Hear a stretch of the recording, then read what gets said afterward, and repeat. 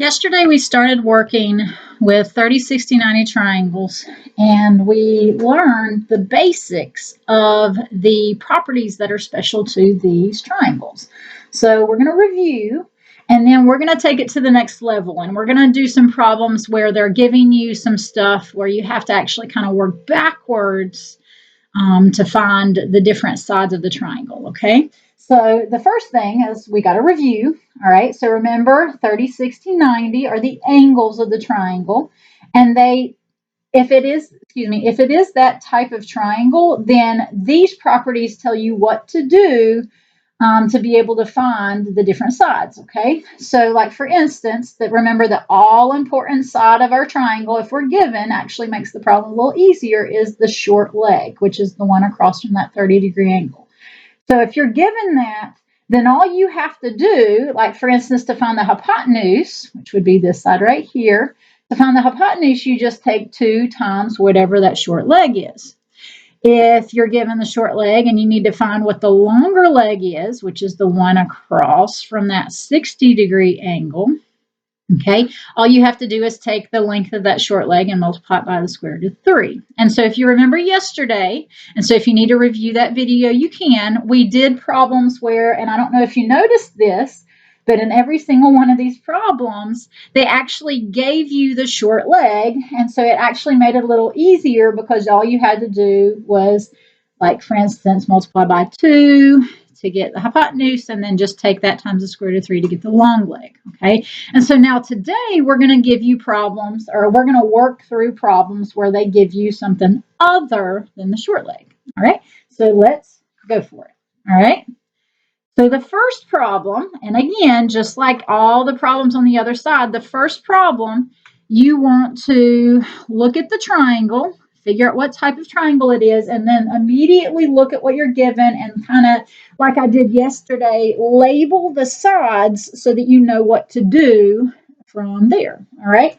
So with this first problem, you've got a 30-degree angle, a 90-degree angle. We discussed if you have a 30 and a 90, and you could figure this out by adding them, so 30 plus 90, and then subtracting it from 180, you'll figure out that this other angle has to be a 60-degree angle. So that makes it a 30, 60, 90 triangle, okay?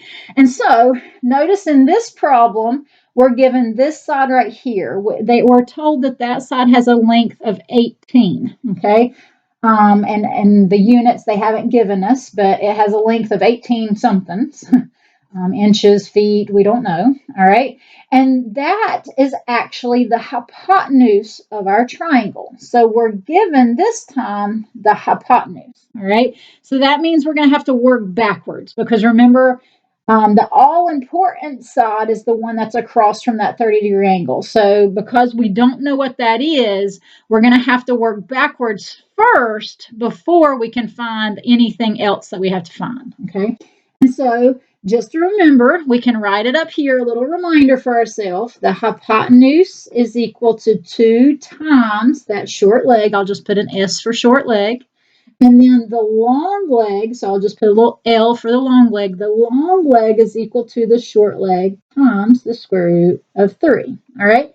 And so there's a couple ways you can approach this. First, you can think, okay, well, if I was given the short leg, what would I do to it to get the hypotenuse? And notice, normally we just multiply by 2 to get the hypotenuse. So if you're kind of thinking that route, you could think, okay, well, what do I have to do to work backwards? Well, what's the opposite of this? The opposite of multiplying by 2 would be to divide by 2. So all I'd have to do is take 18, divide by 2, and I'll immediately know what my short leg is, okay? Now, if that doesn't sit well with you and that doesn't make a whole lot of sense, you are also more than welcome to write the formula down and plug it in. So I'm going to show you how to do that, all right? So I'm going to just put an H for hypotenuse. So I know that the hypotenuse is equal to 2 times the short leg, all right? Because your goal, and the reason why I have to at first find the short leg is because that's the all-important side, okay? And so I wrote down how I know the hypotenuse relates to the short leg. So I just wrote down that formula, and now I'm going to plug in. So the hypotenuse is equal to 18, so I'm going to plug that in for H. And then I know that's equal to, and I'm just going to copy down the rest of my equation, 2 times the short leg. So how do I solve for the short leg? Well, to get the s by itself, I have to do the opposite of this. So the opposite of multiplying by 2 is dividing by 2. And so notice that's kind of what I talked about before, is you're going to end up dividing by 2, right? So when I do that, the 2's will go away. And so I'm going to bring my s on this side. The short leg will equal to whatever 18 over 2 is, which ends up being 9. So that is actually my short leg, okay? And now, the short leg in this problem was A, so if you wanted to put an A right here instead of the S for short leg, you can do that too, all right? So once you find your short leg, and sorry, I didn't label that before, that's your short leg, now it's become instantly a problem like what we did yesterday, okay? So now you have your short leg, so to find the other side, which, because this is across from my 60-degree angle, that is my long leg.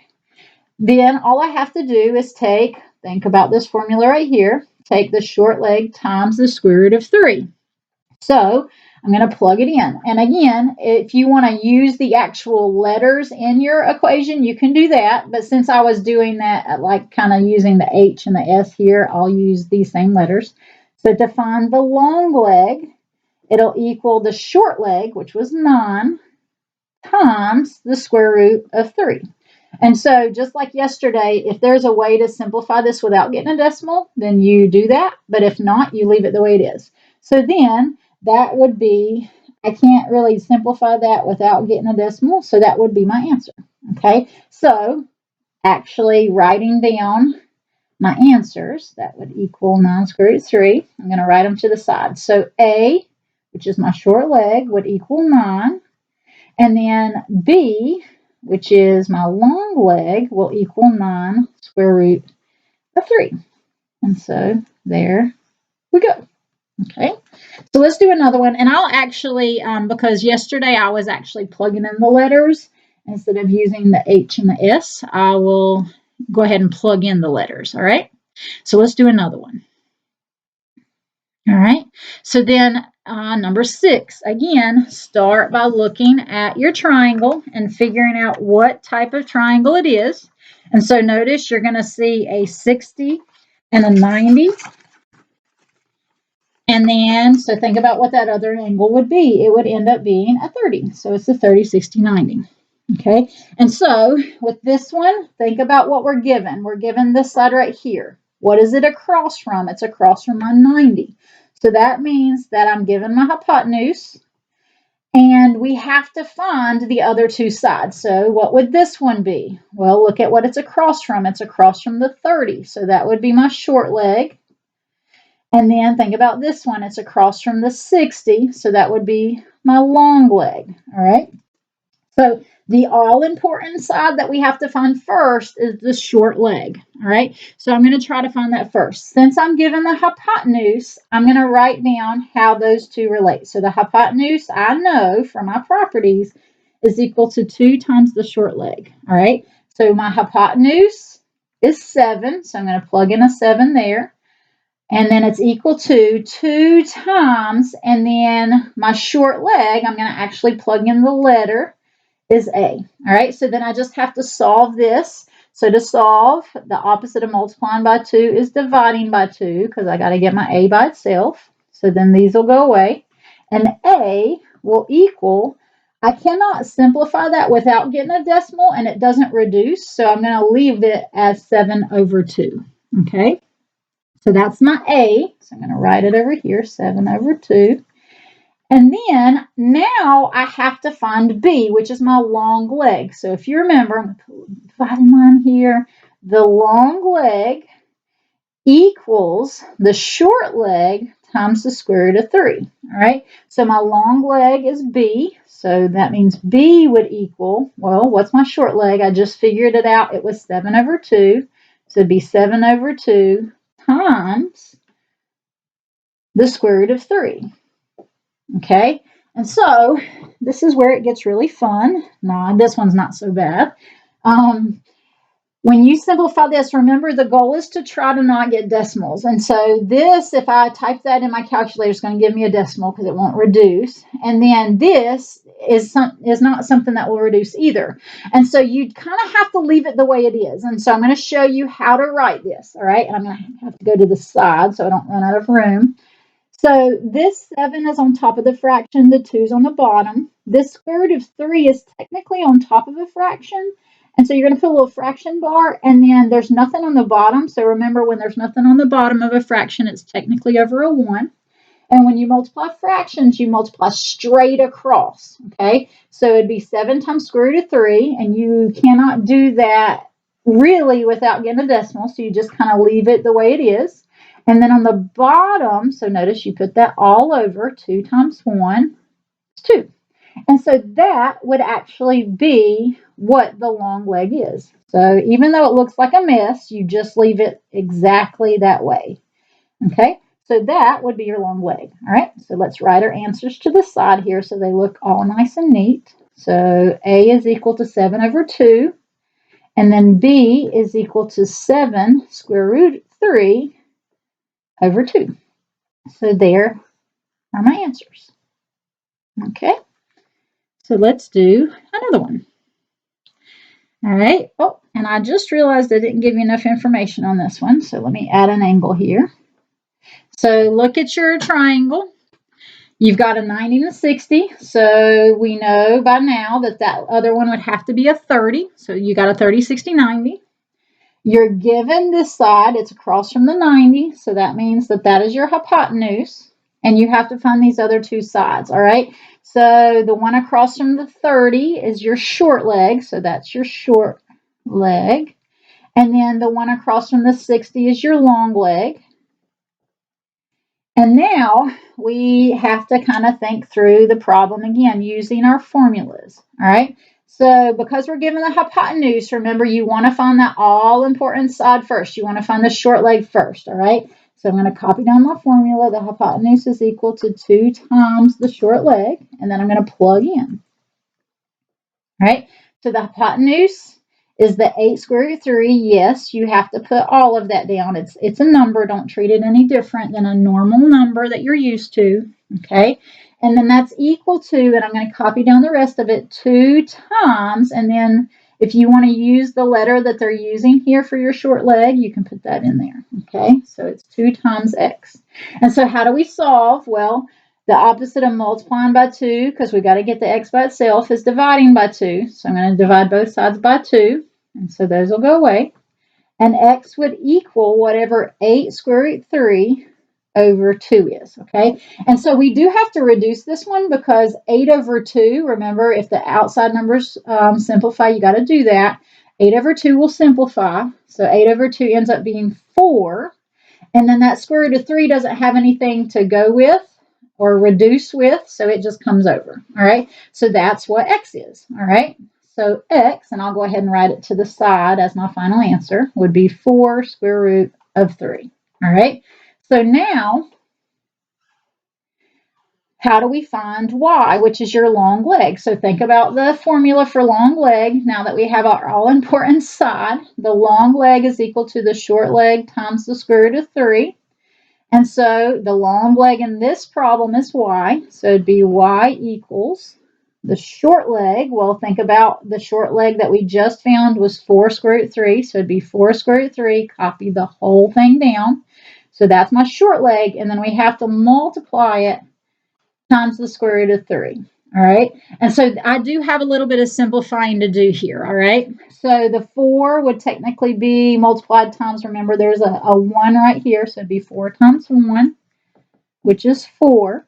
And then the square root of 3 times the square root of 3, we have to multiply because they're both under the radical. So 3 times 3 is 9. And remember, you leave it under the radical until you actually take the square root.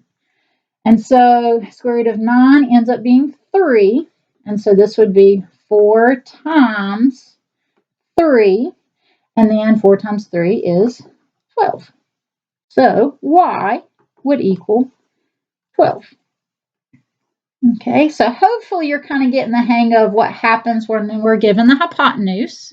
All right, so now we're going to mix it up and we're going to start talking about, well, what happens if you're given something other than the hypotenuse and other than the short leg? In other words, what happens when you're given the long leg? Okay, so you still have to work backwards. Anytime you're not given the all-important short leg, you have to work backwards to find that first, and then you'll be able to do it like normal problem. All right. So let's do this one. All right. So notice, and I did not give you enough information for this one. Oh my goodness, I'm losing my mind. All right. So let's say that's a 30-degree angle right there. All right. So you have a 30 and a 90. That means that this other one has to be a 60. All right. So if you're given a 30, 60, 90, and just the same as before, see what you're given. We're given this side. Now notice, this is different.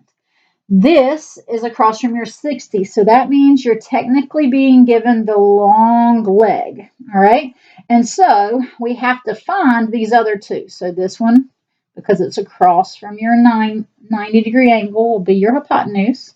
And then this one right here is your short leg. So think about, which one would you want to find first? Well, you have to find the short leg first before you can find anything else, all right? So we're going to work on, how do I find the short leg? Well, because you're given the long leg, you have to actually write the equation down that deals with both the long leg and the short leg, okay?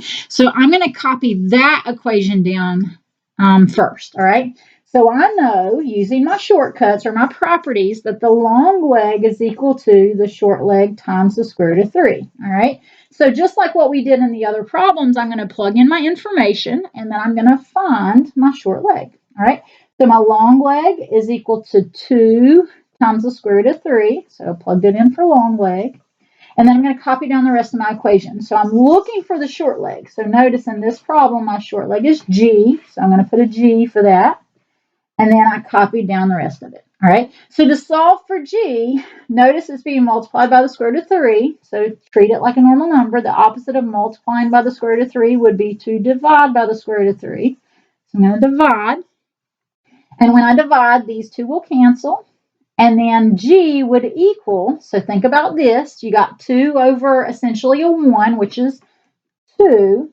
And then square root of 3 over square root of 3, anytime you have something over the same thing, that actually ends up being 1. So they're going to go away because this is technically 2 times 1 right now. So G, even though it looks like a mess, ends up just being 2. So your short leg is 2. Okay, so I'm going to write that down as part of my final answer. G equals 2. And now I have to find my hypotenuse, okay? Now that we have the all-important short leg, all I have to remember is, how does the hypotenuse relate to that short leg? Well, if you remember from what we've been talking about, the hypotenuse, to find that, all I have to do is take 2 times whatever the short leg is.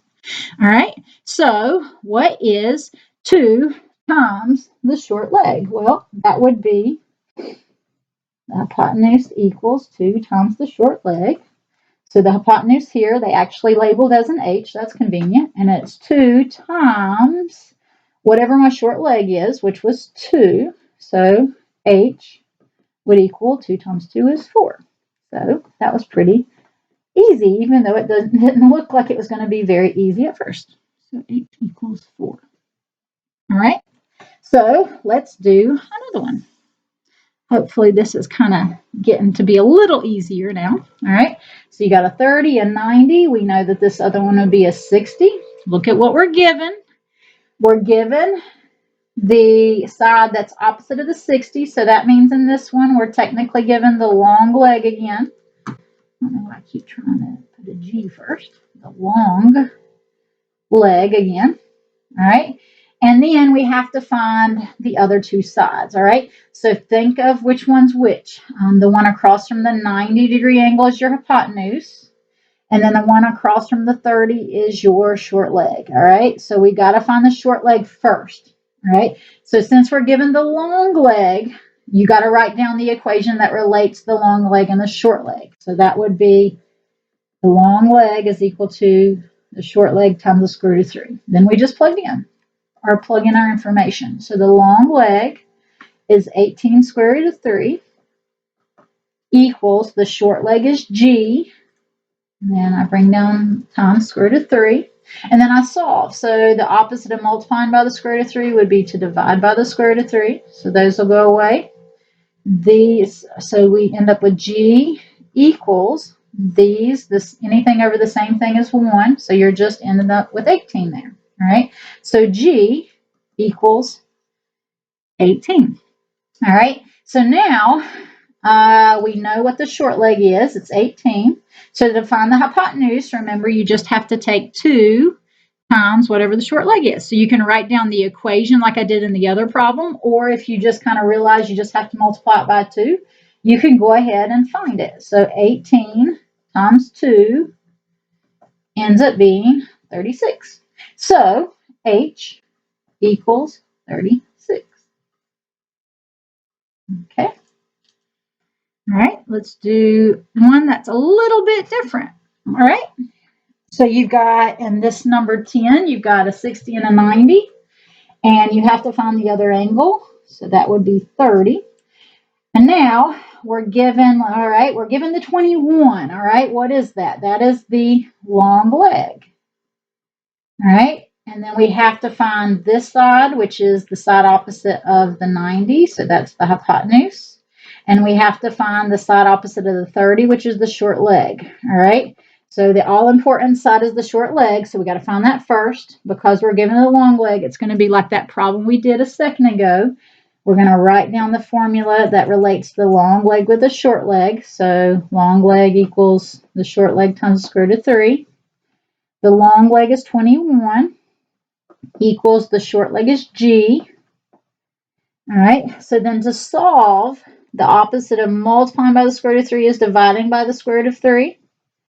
All right, so these go away, and G would equal 21 over the square root of 3. All right, so if you remember what we talked about the other day, what can you not have on the bottom of a radical, or on the bottom of a fraction? And I gave it away. That would be a radical. All right, and so to get it off the bottom, remember you do what's called rationalizing the denominator. And all that is a fancy thing to say you have to get the radical off the bottom. So to do that with these types of problems, you just multiply the top and the bottom by that radical. All right, so on the top, we would end up with 21 square root of 3. My paper's moving on me. 21 square root of 3. And then on the bottom, square root of 3 times the square root of 3 would be the square root of 9. And the square root of 9 ends up being 3. All right, so just like what we talked about before, if these two numbers, 21 over 3, the outside numbers reduce, you've got to reduce them. And 21 over 3 does reduce or simplify. 21 divided by 3 ends up being 7. And then, so that's what we get there. And then that square root of 3 will just come down with it. All right. So G would end up being 7 square root of 3. Okay. So I'm going to write that over here as part of my final answer. Oh, I missed my equals.